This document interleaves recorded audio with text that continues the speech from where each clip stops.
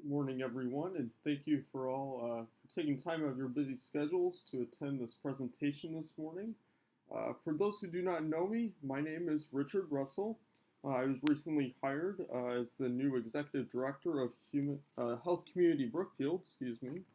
I just wanted to kind of go over a few things, but before I do, I wanted to share a little bit about myself. As I Before I came into this role, I have a extensive background in public health service administration in a similar capacity for a county in Oregon. So coming over to this position with Community Brookfield is definitely something that I do have a lot of knowledge in.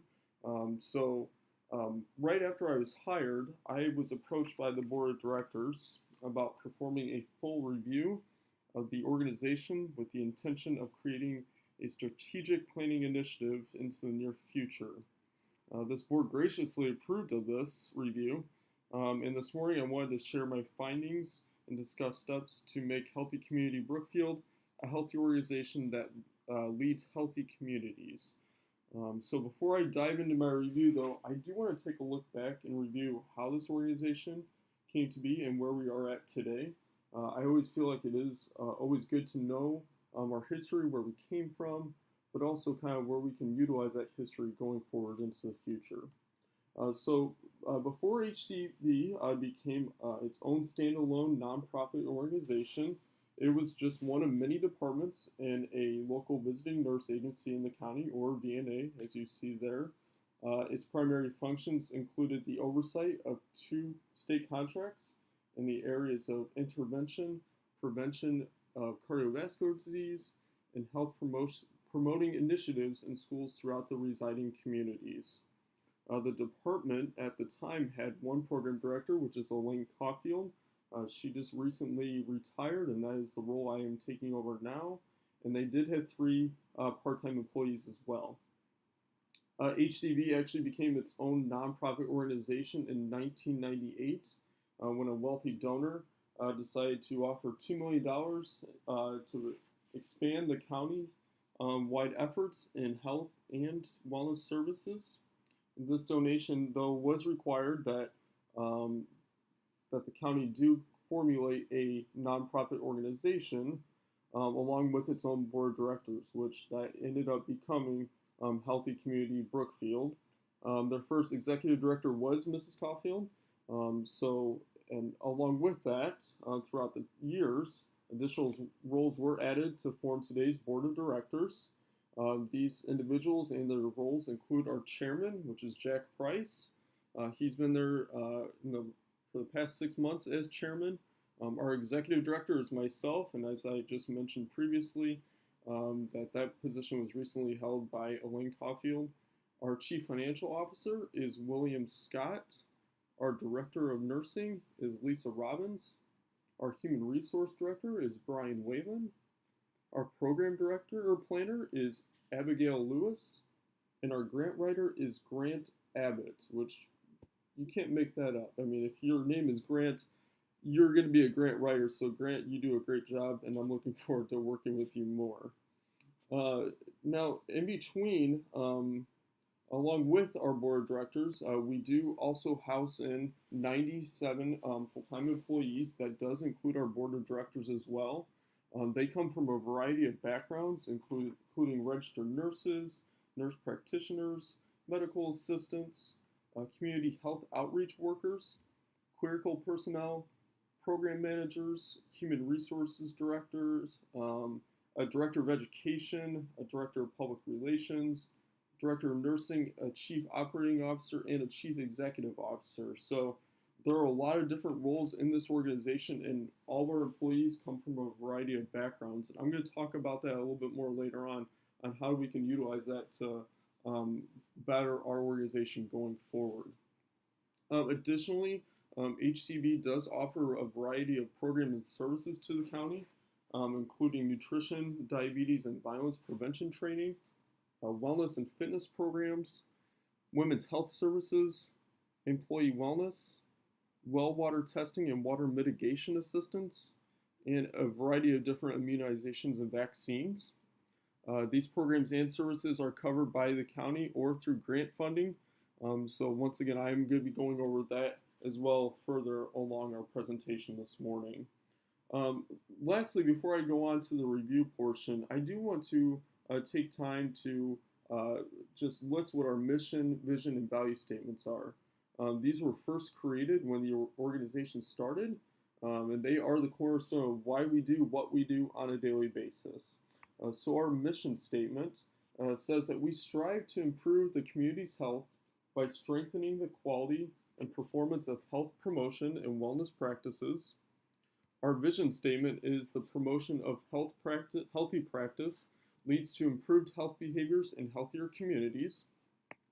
And finally, our organization values state that we value honesty, integrity, and the services we deliver to the community, high quality services, connectedness with other community partners, our staff and their well-being, and being a public health leader in the community. And just like a few of the other things I mentioned, we will be kind of addressing these later on in the presentation as well. But what I want to do next is actually go on and talk about some of the environmental factors for our organization. These environmental factors include talking about how our communities see us as an organization, some economic factors as well, and also some political factors that we all have to deal with in this organization. All right, so in the community, essentially the organization is visible as doing good. So most community members see organization as a group that means to do well, but it is evident that there is not a clear understanding as to what our organization stands for. Additionally, we have been found to either be unnecessary or overstep our kind of our boundaries by a lot of healthcare professionals and state officials in the community. Economic-wise, like I mentioned before, all programs and services are financially supported by grants and budget funds from the community. So if we do have a program that is in danger of losing funding, we have to utilize that, these grants and budget funds in order to keep those going. So we're going to be talking about that a little bit later on as well. And then politically, we do get some pushback from county officials because we are demanding a lot of funding for these variety of programs and services. Additionally, some board members, in order to kind of combat that a little bit, have considered programs that would secure funding but may not be within the mission of the organization. So while that might be all well and good to secure that funding, that is what we need to do to continue on. But if it's not going to align with our organization, then that does put an additional stress on our employees and as the organization as a whole. Moving on, a few months ago, I did ask our Human Resources Director, Brian Whalen, to conduct an employee engagement and organizational culture survey. The goal was to gain a pulse for all employees in the areas of engagement and cultural factors, leadership and management, and communication. Each participant would read over a statement and rank their response on a 5-point scale, ranging from strongly disagree to strongly agree. The survey was distributed to all 97 employees, and 68 of them did complete it, which was good to see that well over half did complete it. I'm going to go through each section now and just kind of present some of these findings, and then we'll kind of talk about these more going forward. So the first section was engagement and cultural factors. Some of the strong points that we found from these results were that the organization does have a long-standing tradition of providing public health service. The employees also feel like the direct supervisor does provide accountability and discussion on work.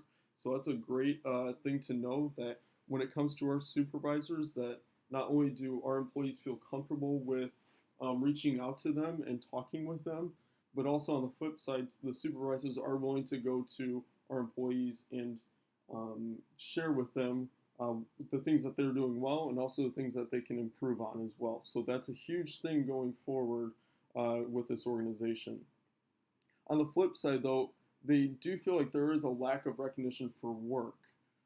So I don't know if that's necessarily a an idea that they are not necessarily getting praise, but more of the fact that they're not getting the recognition, I believe, from the board of directors' point of view, that the things that are going well, we're not providing that for them at this point.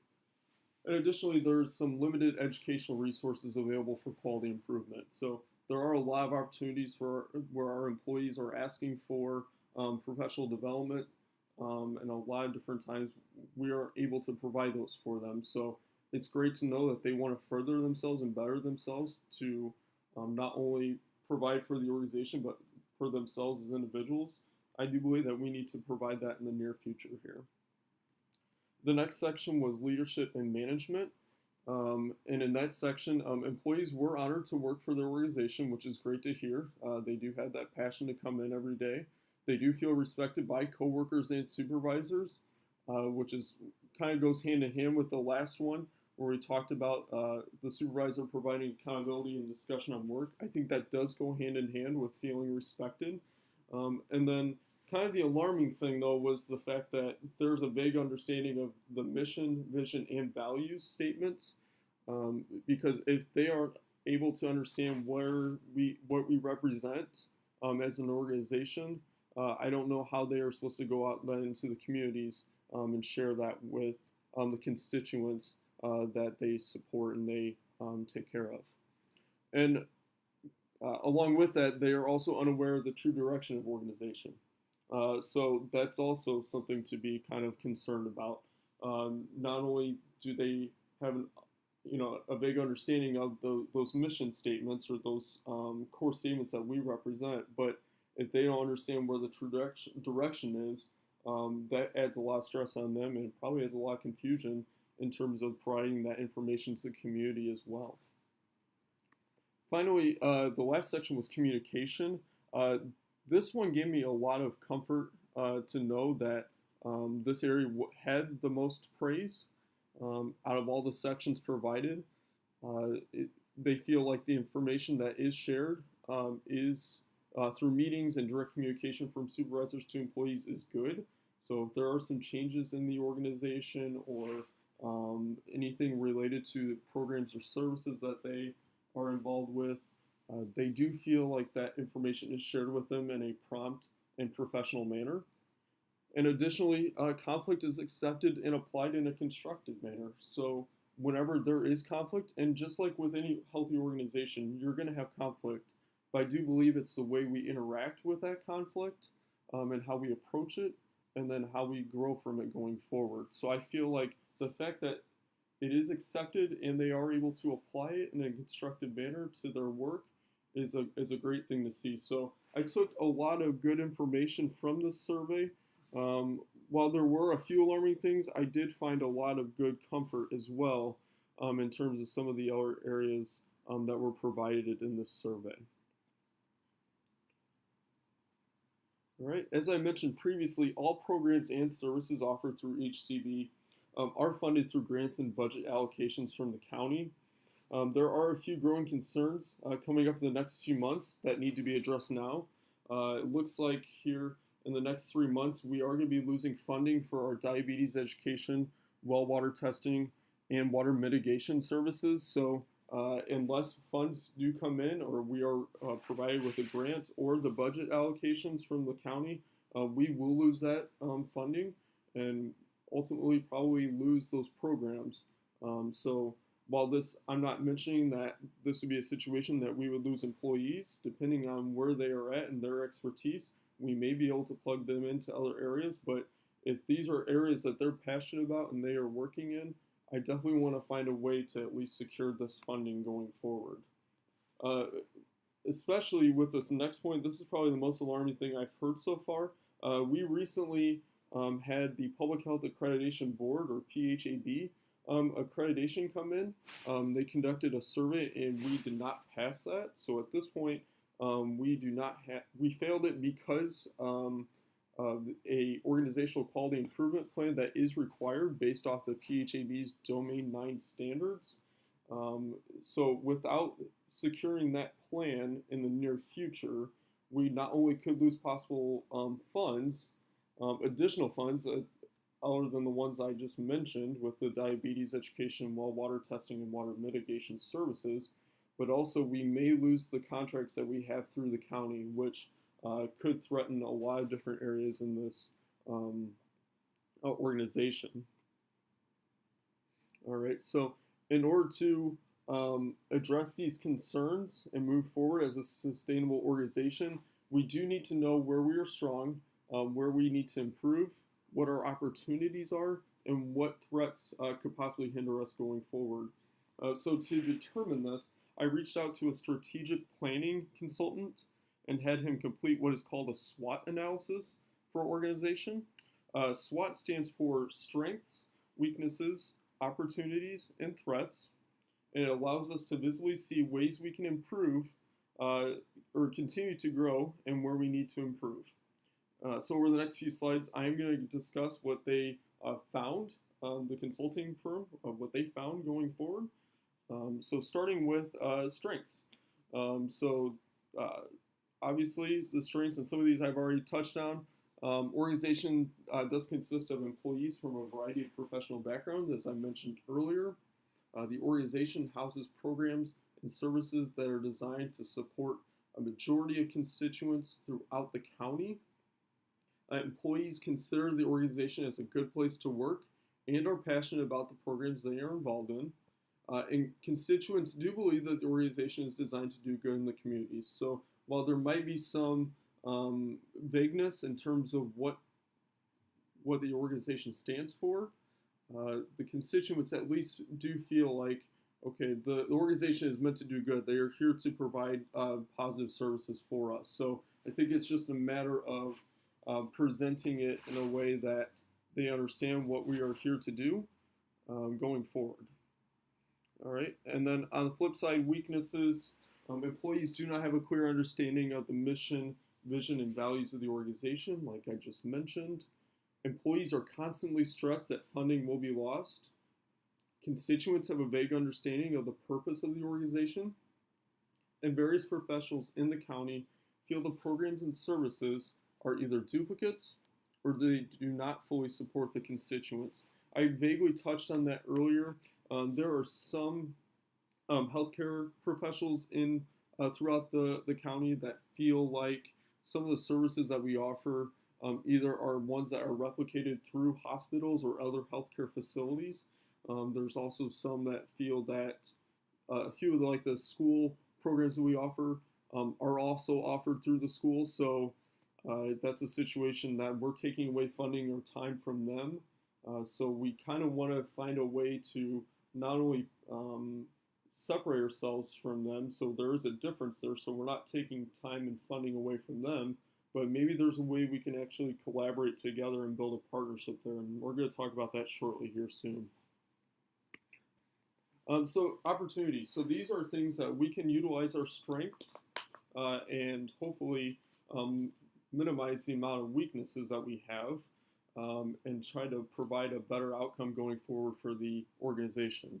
In order to do that, I recommend, or they found, the consultants recommend, connecting with healthcare professionals and government officials to form partnerships, connect with students to understand community climate and culture, focus on securing funds for programs and services that do align with the organization's mission, and create an environment where the voices of all employees are heard. That last one, there has been a kind of a understanding that there's a sort of hierarchy in terms of this organization. So seniority or kind of title tend to overrule other employees. So I don't want to have that here. If there's somebody that's been here even just a few months, but they might have come from another area where they could utilize some of these, or they could better our organization, I want them to share, and I want them to feel like they can share. On the flip side, if our weaknesses do take over and mitigate our strengths, some threats can occur. So continued failure to secure a quality improvement plan, uh, continued focus on gaining funding regardless of the program or service, the inability to reach out and talk to his constituents, and officials in the communities, and constant stress that plagues employees.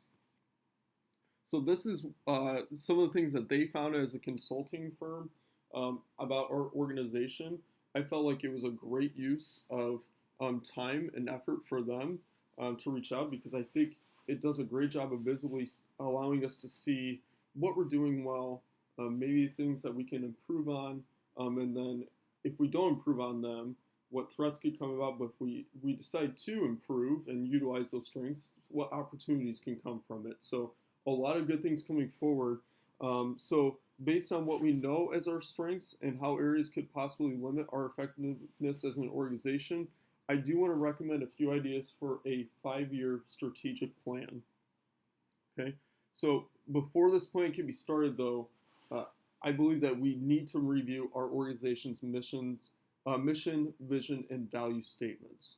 So, as I mentioned earlier, our employees don't truly understand what those statements are, and that is a great concern to me, because as the board of directors, we have additional employees that are going out to the communities and impacting and making a difference into the constituents in these communities. And if they don't understand what those are, how are we supposed to then require or allow the community members to understand what this organization stands for? So I think it starts with us.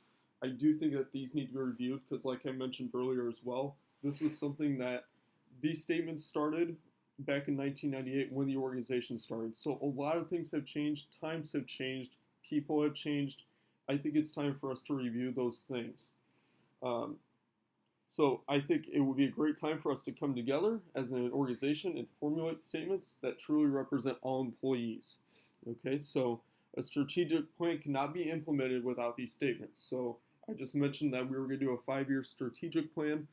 This cannot go forward without having a mission, vision, and value statements that align with the organization as a whole, and they are implemented going forward. So this kind of brings me up to my next point, which is to formulate organizational goals. So once these statements are secure, we do need to formulate some organizational goals we'd like to accomplish in the next 5 years. We are not bound to just these goals that I've listed here. If we accomplish these and we want to seek out and do more, that's great. I would love that. But I at least want to put all of our efforts in the next 5 years to do these things. Okay? So first, complete a quality improvement plan. That needs to happen. That needed to happen yesterday. We should not have failed that survey. That is something that needs to be done. So I believe that a plan needs to be created so we can maintain our accreditation and reduce the risk of losing our contract through the county. Continued failure to do this will increase the likelihood of losing more funding. Once this is done, we can then go on to our next goal, which is to build partnerships with community members and professionals. Okay, so as I mentioned previously, this allows for a better understanding of how to further assist the communities in which HCB serves, and provides the organization with a greater opportunity to receive funding and support from the county. Lastly, I want the organization to review the list of programs and services provided and determine which ones truly provide the organization and, more importantly, the county with a positive impact. We need to focus on what is working and reduce the temptation of selecting programs and services that don't align with our organization. It also limits the work of our employees. So as great as and adaptable as they are with their various fields of expertise, I refuse to set them up to fail by presenting them with programs and services that are outside their realm of knowledge. It's not fair to them, and it's not fair to the communities that we serve. So as I mentioned before, if we can complete these, that's great. We can return and discuss additional goals, but I want to begin with these and put all of our efforts into them going forward. Now, in order to achieve these goals, we do have to have objectives for each of them. These steps will allow us a path forward to completing the goals we have set out to achieve. Okay, so some next steps going forward. In the coming weeks, conversations are going to begin for reviewing our mission, vision, and value statements. If you're interested in being a part of this group, please reach out to me or our HR director, Brian Whalen.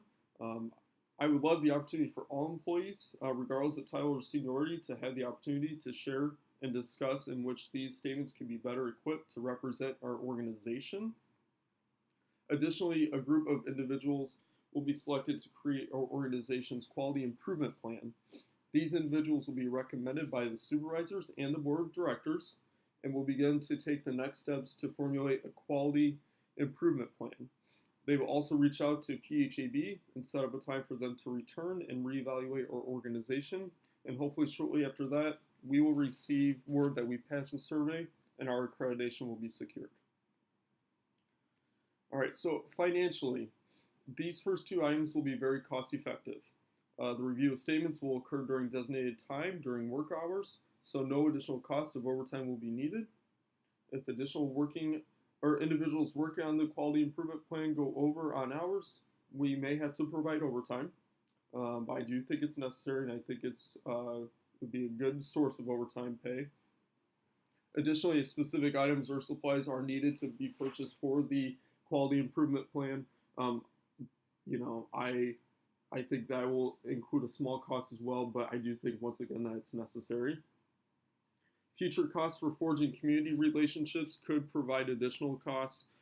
Outreach events such as dinners for the organization to talk with community members and professionals, and marketing materials to share with the community have all been ideas that have been suggested to me at this point. I don't want to limit the variety of ideas that come in, but I also want to be financially responsible.